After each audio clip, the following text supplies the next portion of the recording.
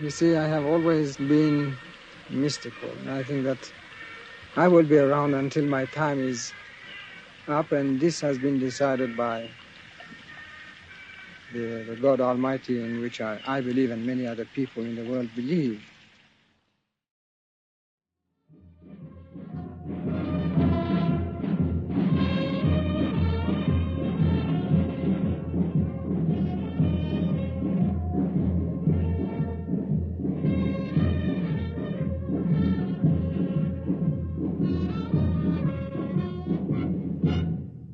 Tehran, May 1960.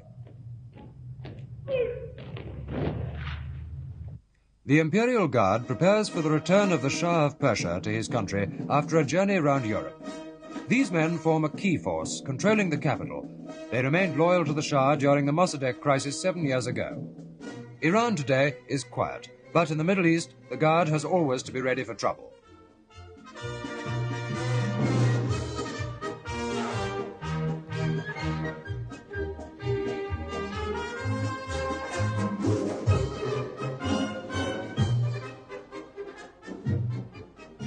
The dominant personality in Iran is the man who bears the proud title King of Kings, Lord of the Peacock Throne, Shadow of Allah, Mohammed Rضاشاه Pahlevi. His visit to London a year ago was marked by royal magnificence.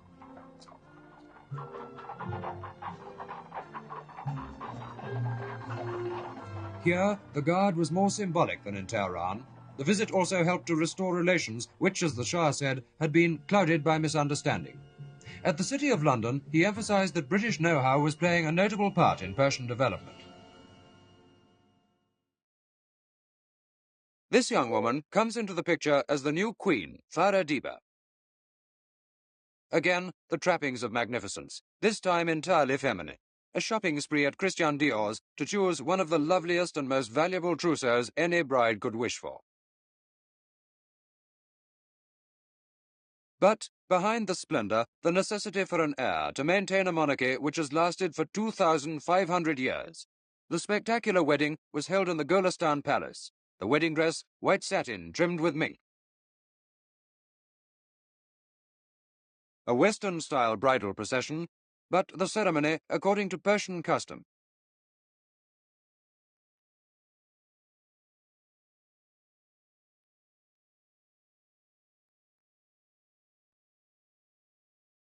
No monarch in the world personally retains such close control over everything happening in his country. But it's not roses, roses all the way. Many development projects which the Shah has launched must be visited personally. Here he's opening a new bridge.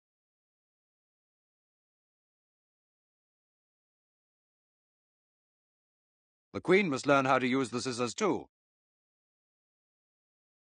Television is booming in Persia. The Shah drops in for a visit.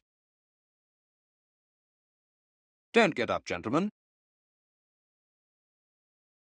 He's a modern-minded king and wants to know exactly what's going on.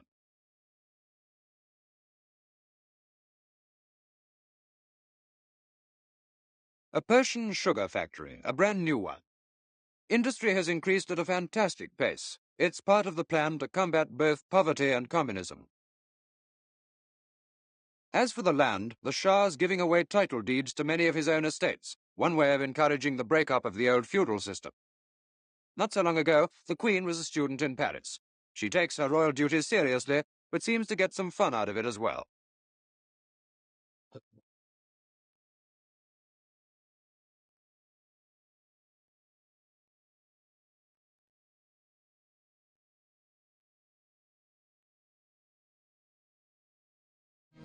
With borders along the Soviet Union and Iraq and alliances with Western powers, Iran has a delicate balance to maintain.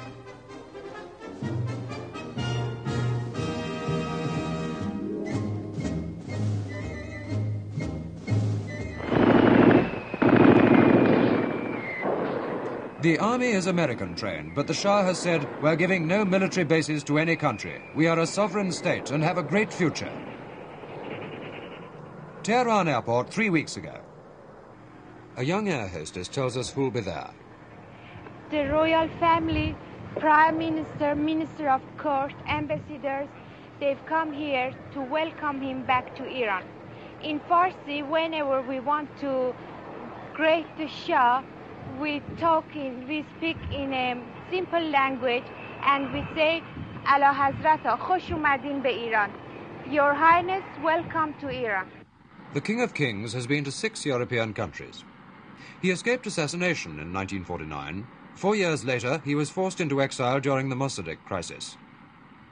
Now, although he's in personal control, he returns to a time of general elections and party rivalries.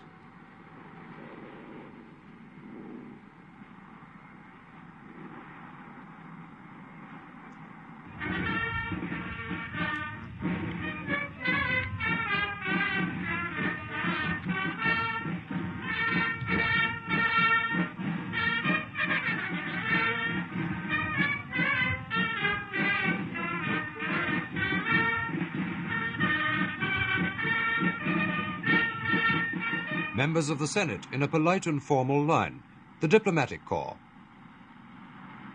The British ambassador, Sir Geoffrey Harrison. The Summer Palace, Tehran, a few days later. An important date for roving report. The visitor is expected, but no protocol here, no striped trousers and top hats, just an informal chat in the garden, where the King and Queen normally have lunch.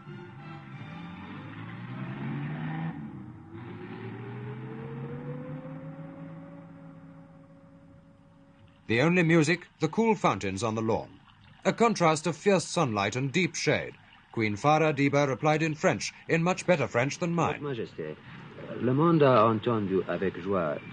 First, I asked Her Majesty about the child she's expecting, and whether she was in good health. Oui, j'attends avec joie la naissance d'un enfant. Je suis en très bonne santé. Est-ce que Votre Majesté a beaucoup de choses à faire avec des And then organisations? the Queen told me something about her work with women's social and welfare organizations in Persia. Je suis très intéressée au développement des questions sociales.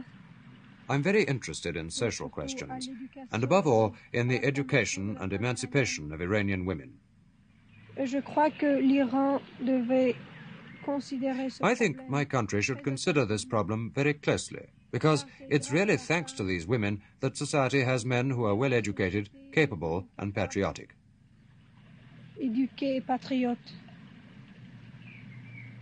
J'espère que le développement des organisations I hope that the development of training schools for girls, training schools for nurses, and welfare associations could help materially this fulfillment of the women of Iran. dirigées par la femme iranienne pourront contribuer à l'épanouissement et à la formation de ces femmes iraniennes. Et de mon côté, je suis très intéressée par ces I'm problèmes. personally very interested in these problems, and whenever the need arises, I'll do my best to help. Je pourrais leur prêter mon aide et mon assistance. Madame, vous avez été très gentille. Merci beaucoup. Your Imperial Majesty, may I first say how honored I am for you to receive me here today. If it is permitted, might I be allowed to discover something about Your Majesty yourself?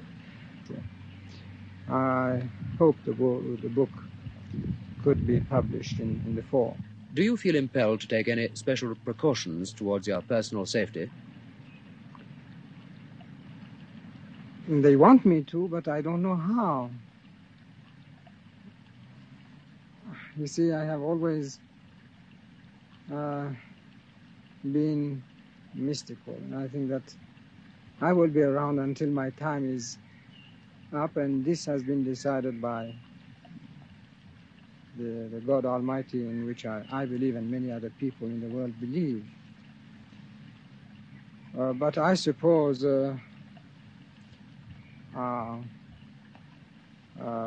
guards and other services are taking protections because that's their duty. But personally, I don't know how to take protection. I know, too, sir, that you're a great lover of sport of all sorts. Do you still find time to take part in many of these things? I still can find some time, especially in summertime. I hope to start soon the tennis season.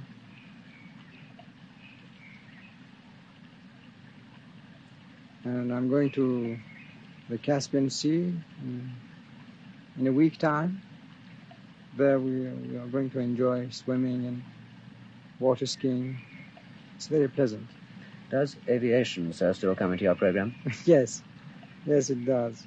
I'm flying as much as I can, although it's not as much as I would like to. But whenever I fly, I'm doing the flying. In 1958, at a press conference in Tehran, you said, "I need 10 years to turn my country into a model state." Can you tell us something about the progress in the last 2 years? I think we can say that we are satisfied with the progress of this program. During that time, we passed through our parliament a law for agrarian reform. Now we have a limitation on land ownership. And we have also passed very up-to-date and modern labor laws. We are even giving government land to the workers for them to build houses and many other facilities. And we admit that in many technical fields we are behind. And because we have no complex, we can accept the know-how and the help of other advanced countries. And we also encourage their investment here. We then turned to Iran's foreign relations, and the Shah answered a question about CENTO, the Central Treaty Organization, and Mr. Selwyn Lloyd's recent statement that the détente, the easing of tensions between states, must be indivisible. Well, I think that Mr. Selwyn Lloyd is quite right in saying so, because as peace is indivisible, so is the détente. We cannot switch your pressure from one place to another and having peace and calm and security in the world. If there must be peace, it must be everywhere. In a few weeks, there are to be general elections in Iran, sir. Could you give us some information about them? Yes, as I stated 2 days ago, these will be absolutely free elections. And I even said that the elections will be as free as you have them in your country or in America or in France or other democratic countries. But we have 2 political parties, and obviously a political party has machinery which is powerful, and it is usually more powerful than single contenders. But we are going to accept gladly the result of the people's choice. Your Majesty, you've been most kind to answer these questions, frankly, for the British audience. Thank you very much. Being glad to be once again in contact with the British audience, the British people who are our friend and ally.